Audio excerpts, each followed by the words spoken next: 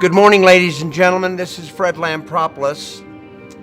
Thank you for taking a few minutes. I wanted to give you an update on our activities as a management team and as a company.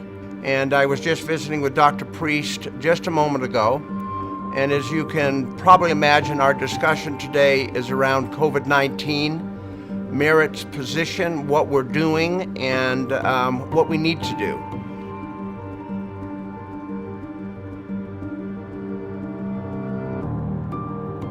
What was amazing is just the fact that we had a pandemic going on in our lifetime, and to say, what are we going to do to manage the business and also the health of our employees first and foremost.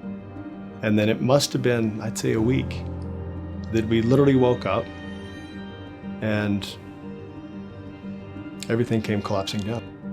So you step back and you say, okay, wait a minute.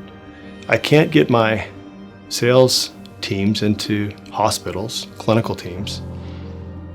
Elective procedures had effectively been banned by various governments throughout the world.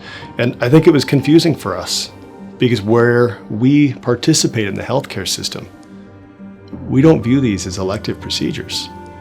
But the execution of the COVID response strategy for us was maybe the finest execution of anything from a business perspective I've ever seen at Merit.